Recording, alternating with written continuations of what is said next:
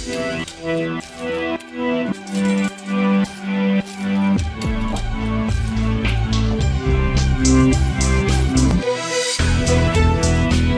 d'ici, écho d'ailleurs.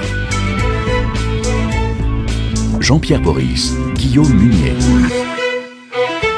Bienvenue dans cette deuxième partie du grand invité de l'économie RFI Jeune Afrique avec Frédéric Maury de Jeune Afrique. Nous recevons l'économiste béninois Abdoulaye Bio-Tchané. Dans la première partie de cette émission, nous nous sommes penchés sur l'état de l'économie béninoise. Nous avons évoqué la croissance africaine, son impact pour les populations. Un impact plutôt faible pour l'instant. Il y a un pays qui affiche ces dernières années des taux de croissance significatifs et où pourtant la population s'est soulevée parce qu'elle n'en voyait pas les retombées. C'est le Burkina Faso. La révolution burkinabé est-elle emblématique des problèmes économiques de l'Afrique, Monsieur Bio-Tchané?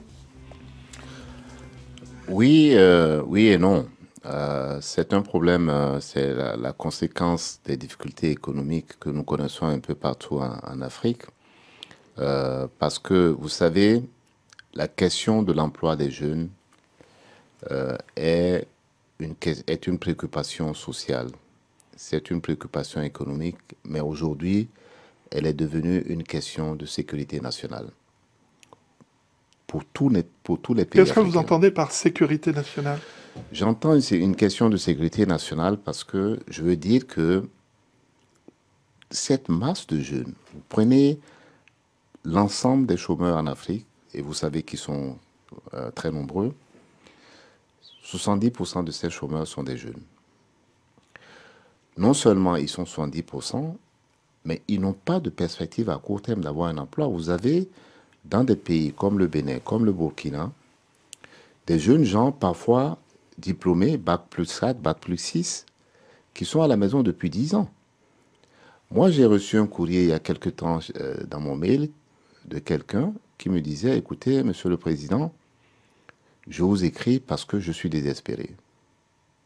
Je suis à la maison depuis 10 ans, j'ai un Bac plus 6, je suis marié et père d'un enfant. Tout ce que je vous demande, c'est de m'aider à avoir un emploi.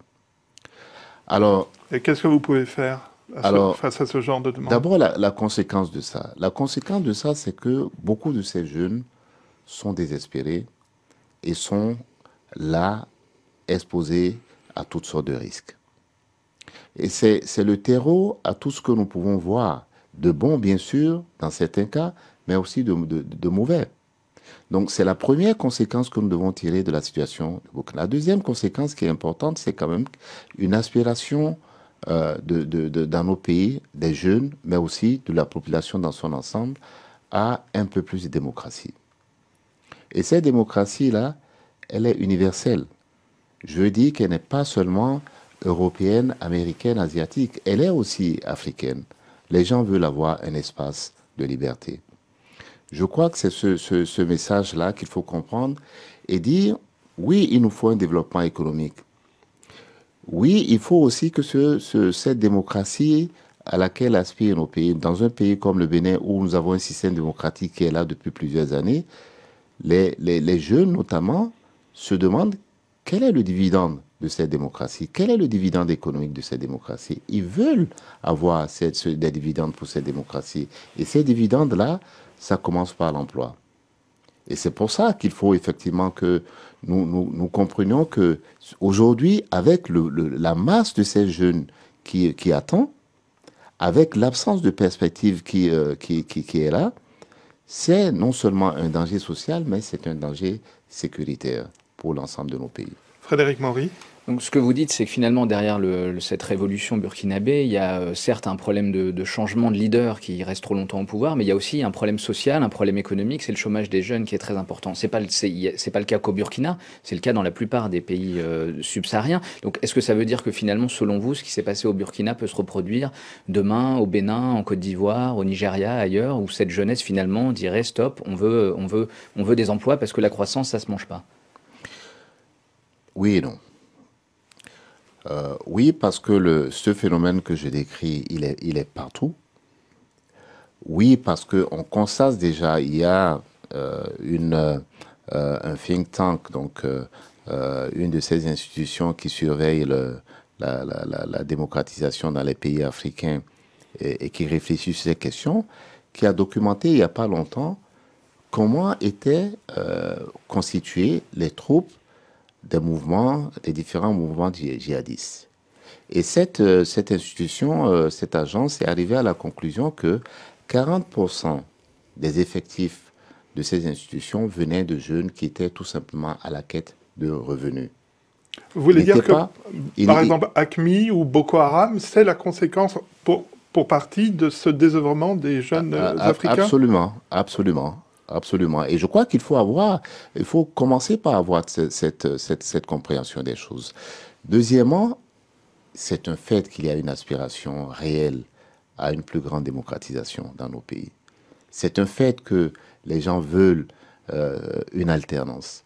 Évidemment, derrière ce principe qui est affirmé, il y a des rythmes différents d'un pays à un autre. Je prends dans mon pays, encore une fois, le Bénin. Il y a eu depuis plusieurs années, depuis 1990, il y a eu plusieurs alternances.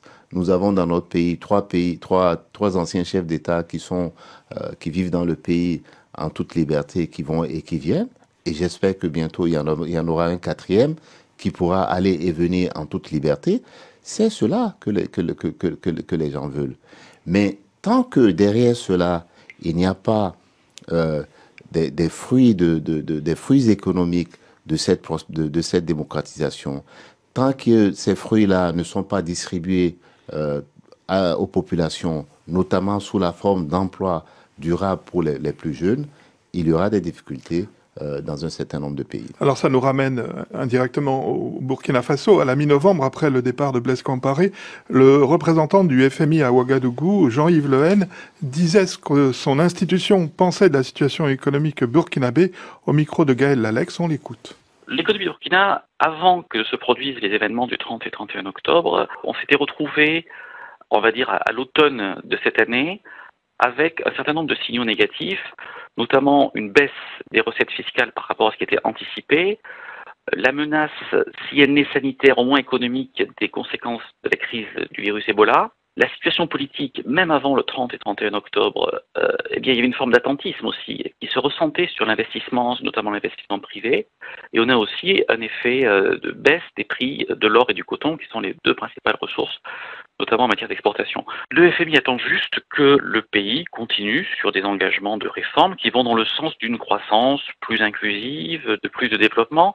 L'ancien programme, je dis l'ancien même s'il n'est pas fini, encore une fois les autorités choisiront, le programme triennal qui a débuté en début 2014 avait pour objectif une croissance plus inclusive, une augmentation des investissements productifs, une meilleure répartition et redistribution des ressources et notamment des ressources minières. Je pense que les autorités souhaiteront continuer, mais encore une fois, c'est le programme des autorités, c'est pas le FMI qui impose quoi que ce soit.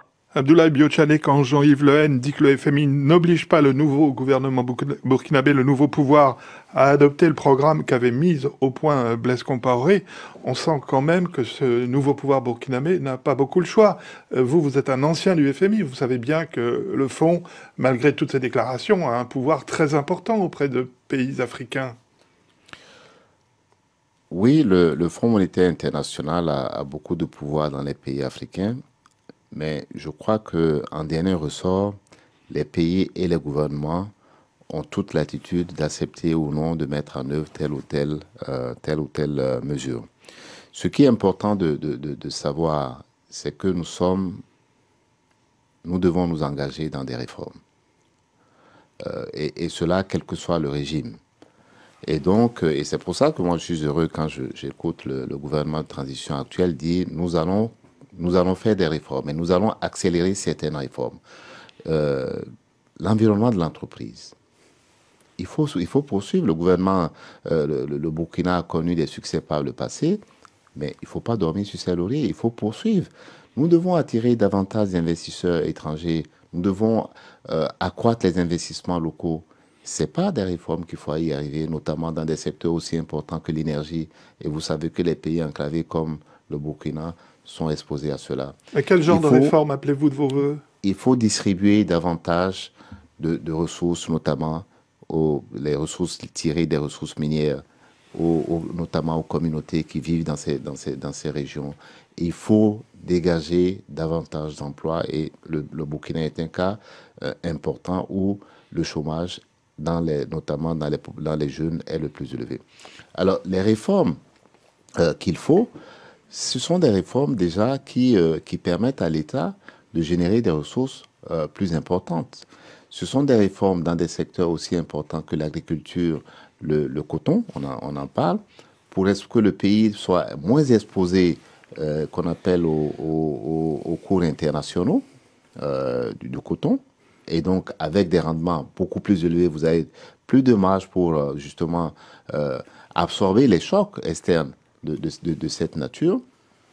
Et il faut poursuivre les réformes qui introduisent un peu plus de flexibilité dans l'économie lorsque vous êtes exposé à des chocs externes du genre de ceux qu'on connaît sur les prix de l'or, sur les prix du coton et pourquoi pas sur le prix des autres matières. Alors pour financer ces réformes, il faut de l'argent et justement aujourd'hui les finances publiques elles dépendent beaucoup quand même, les rentrées fiscales dépendent beaucoup du cours des matières premières, que ce soit le coton au Bénin, au Burkina ou le pétrole ailleurs ou les mines, etc. Quand vous voyez que les cours des matières premières depuis quelques temps sont quand même en nette voire en très nette baisse, est-ce que vous n'êtes pas inquiet quand même sur la capacité des États à arriver à financer ces réformes, ces projets dans l'énergie, ces projets d'infrastructure? Oui, je suis inquiet de constater que les prix du coton baissent, que les prix du pétrole baissent, que les prix d'autres matières premières baissent dans le contexte que nous connaissons, où les États ont besoin davantage de ressources. Mais en même temps, je veux souligner qu'aujourd'hui, en 2014, les investissements en infrastructures, qui sont les plus indispensables pour le développement économique et social de nos pays, dépendent davantage du secteur privé que du secteur public. Aujourd'hui, que ce soit dans nos pays ou dans les pays plus importants, les pays développés, vous avez trois types d'investisseurs. Vous avez les investisseurs et donc les investissements publics d'origine budgétaire. Vous avez, ça c'est le numéro 1. 2, vous avez les investissements en partenariat public et privé. Et vous en avez de plus en plus. Je prends un pays comme la Côte d'Ivoire, qui est exemplaire de ce point de vue dans le secteur de l'énergie. Les plus gros investissements dans l'énergie en Côte d'Ivoire ont été réalisés depuis 1990, essentiellement par le secteur privé, en partenariat public et privé. Et c'est pour ça que c'est important d'avoir ce cadre légal et réglementaire, mais aussi ce cadre de confiance. Depuis 1990, le gouvernement ivoirien n'a mis fin à aucun des contrats qui a été signé, malgré les différentes alternances que vous avez connues dans ce pays depuis 1990. Ça a commencé sous le régime du président Houphouët-Boigny avec le Premier ministre Ouattara alors, qui a introduit ces réformes-là, et ça s'est poursuivi avec les autres gouvernements qui ont suivi, et ça se poursuit aujourd'hui encore. Depuis, la Côte d'Ivoire est l'un des pays qui a le plus de stabilité en disponibilité d'énergie, mais aussi avec les coûts de production les moins élevés. Donc, deuxièmement, partenariat public et privé. Et troisièmement, investissement du secteur privé tout seul. Les volumes de ressources qui peuvent être dégagés et investis par le secteur privé, directement ou en partenariat public-privé, sont beaucoup plus élevés et largement plus élevés que ce que n'importe lequel de nos États est en mesure de mettre sur la table. Et c'est pour ça qu'il faut créer le cadre, l'environnement. Et ça commence bien sûr par le politique. Ça commence par le gouvernement, la gouvernance publique. Ça se poursuit par la qualité des institutions. Et c'est pour ça que je suis d'accord avec ceux qui disent qu'il faut en Afrique des institutions fortes. Ces institutions, ce sont des institutions bien sûr politiques, mais aussi ce sont des institutions économiques. Une banque centrale crédible, un processus budgétaire crédible, c'est-à-dire où vous avez des décisions budgétaires qui sont prises et auxquelles on se tient, mais aussi une reddition de ces comptes budgétaires à la fin de l'année, également au Parlement. Donc, voilà les conditions qui sont indispensables pour qu'on puisse financer demain des investissements, notamment en infrastructure, beaucoup plus importants que ce que nous faisons aujourd'hui. Abdoulaye Biotchane, vous êtes le grand invité de l'économie RFI Jeune Afrique. Nous parlions du Bénin, du Burkina Faso, du cours des matières premières africaines, de la continuité de l'État et de la Côte d'Ivoire. L'autre problème, Frédéric Maury, en Afrique en ce moment, qu'est-ce que c'est? Alors, l'autre problème, c'est Ebola, qui est certes concentré sur un nombre limité de pays, mais qui semble avoir quand même des effets économiques plus larges que sur ces 3 pays. Est-ce que le Bénin, par exemple, souffre indirectement de cette tragédie qu'est Ebola? Oui, merci. Le Ebola, c'est un problème, c'est devenu un problème africain. Parce qu'il y a... Panafricain, vous voulez dire? Un problème panafricain. Évidemment, il y a les 3 ou 4 pays qui sont affectés aujourd'hui, parce que vous ajoutez aux 3 pays qui étaient affectés aujourd'hui le Mali. Ça affecte aussi les autres pays, parce que vous avez vu les mesures qui ont été prises par quasiment tous les autres pays africains, ou pour contrôler leurs frontières, ou pour protéger leur population. Au Bénin, il y a des mesures qui ont été prises pour contrôler les passagers qui viennent à l'aéroport, pour informer les populations. Ça a un impact budgétaire, certain. Et les pays qui ont des frontières avec les 3 pays ou les 4 pays concernés, je prends par exemple la Côte d'Ivoire, ont eu des investissements importants budgétaires à faire pour contrôler donc l'accès de leur pays par des passagers venus ou des voyageurs venant de ces pays-là. Ce qu'il faut dire, c'est que économiquement, l'impact direct sur les 3 pays est très, très important. Mais en même temps, quand vous prenez cet impact à l'échelle, ne serait-ce que de la CEDEAO, il est déjà relativement plus limité. Et sur un pays comme le Bénin, il n'y a pas d'impact économique important, c'est ça? Sur le Bénin, je ne pense pas qu'il y ait un impact économique important pour l'instant. L'an dernier, la France et l'Afrique s'étaient retrouvées à Paris pour un sommet économique. L'objectif, c'était plus de croissance pour la France et pour l'Afrique. Et le même objectif était affiché, en quelque sorte, à Dakar à la fin de la semaine dernière, à l'occasion du sommet de la francophonie. Écoutez ce que disait du haut de la tribune dakaroise la nouvelle secrétaire générale de l'Organisation internationale de la francophonie, l'haïtienne ou la canadienne, Michaëlle Jean. L'histoire de l'humanité s'est construite ainsi. Quand les peuples se sont rencontrés, les civilisations se sont rencontrées en commerçant ensemble. Ce magnifique projet est de faire cela au sein de la francophonie. Faire de cette langue si riche un levier extraordinaire pour avancer ensemble pour le développement de nos pays, des économies de nos pays. Mettre à contribution nos réseaux, mettre ensemble tout ce que nous avons en partage, mais aussi tout ce que nous réalisons dans nos pays. Pensons à tous ces forats économiques sur chacun des continents qui permettront justement cette synergie nécessaire. Et je crois que c'est porteur d'immenses possibilités. Donc c'est avec cet enthousiasme que je tiens à avancer comme secrétaire général, en m'appuyant sur l'héritage riche, fort, extraordinaire, le legs du secrétaire général Abdou Diouf. On ne remplace pas Abdou Diouf. On lui succède dans la continuité de son action. Vous partagez l'enthousiasme de Michaëlle Jean pour les objectifs économiques de la francophonie, Abdoulaye Biotchane? Oui, d'abord je partage qu'on appelle les félicitations qu'elle adresse au président Diouf, qui a fait un travail admirable et formidable à la tête de la francophonie. C'est un leader africain incontestable et je pense que c'était un hommage largement mérité.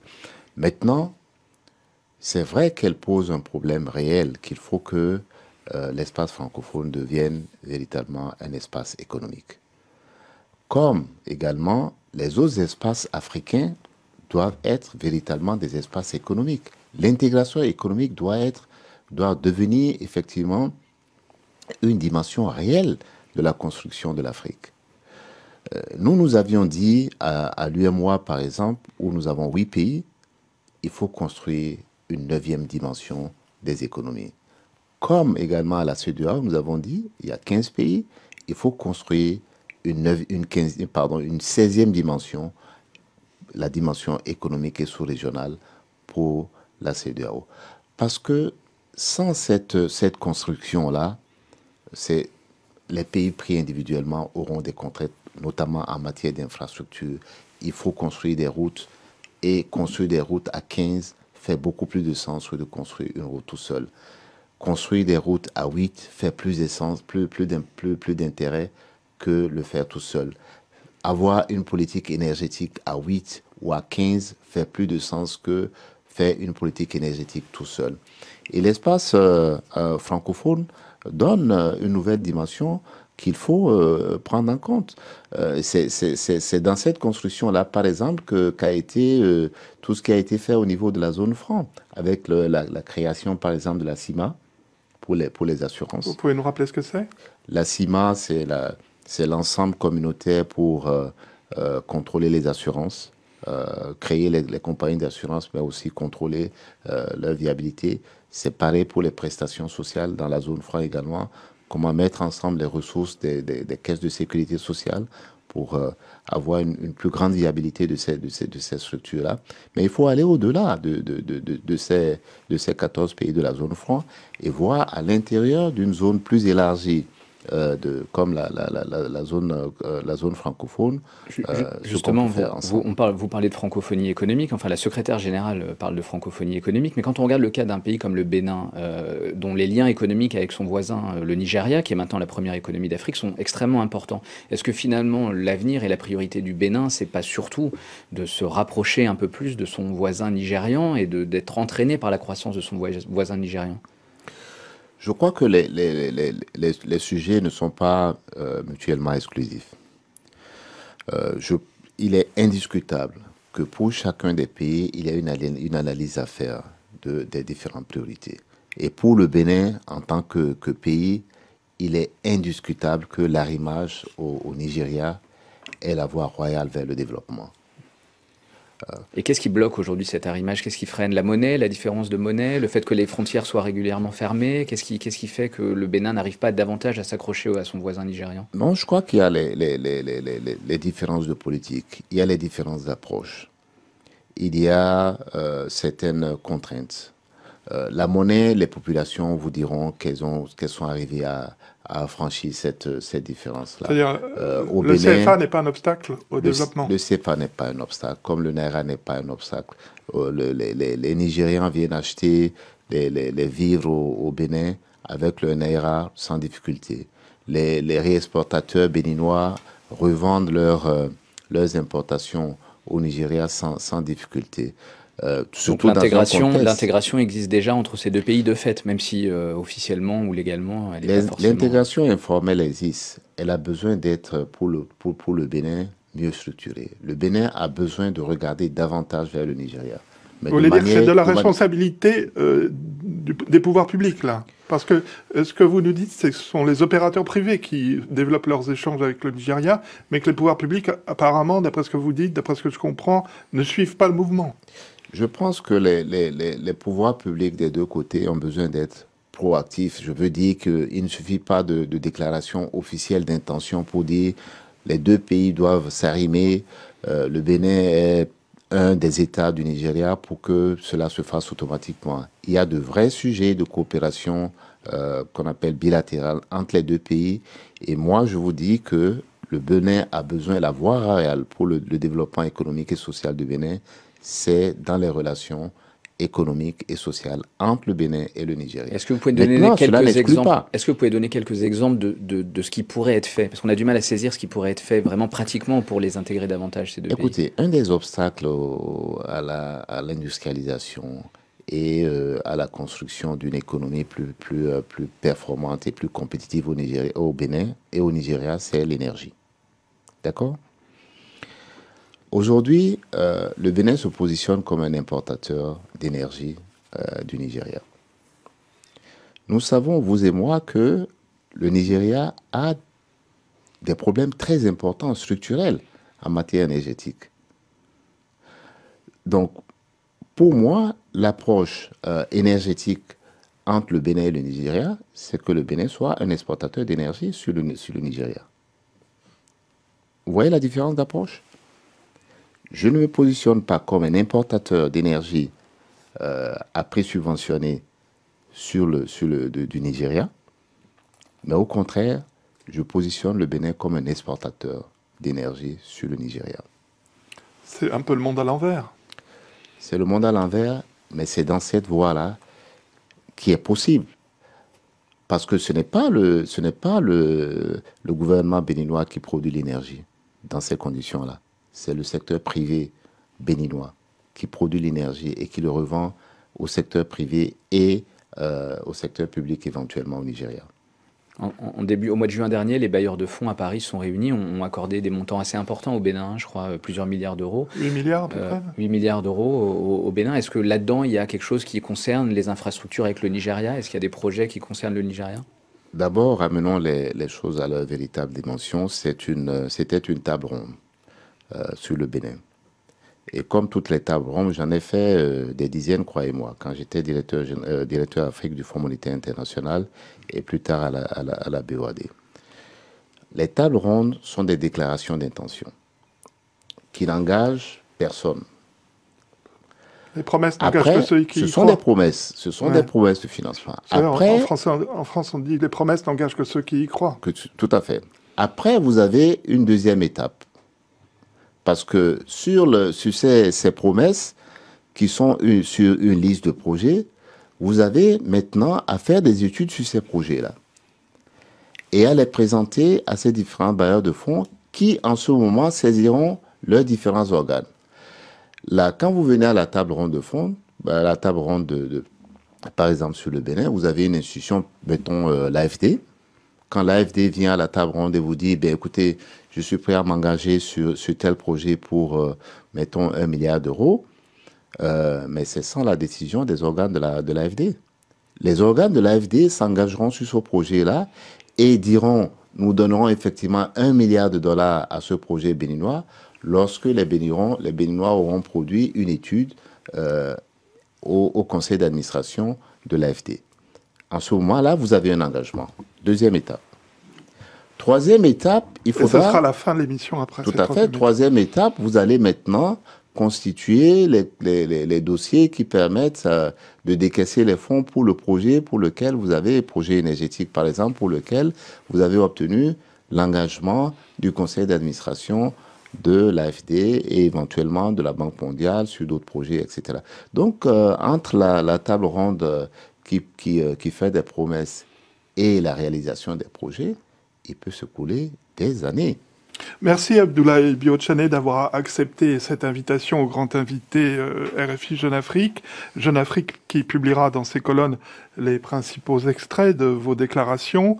Vous pouvez en tout cas nous retrouver en vidéo sur le site internet de RFI.fr ou sur celui de Jeune Afrique. Guillaume Munier a réalisé cette émission. On se retrouve la semaine prochaine pour un autre Écho d'ici, Écho d'ailleurs.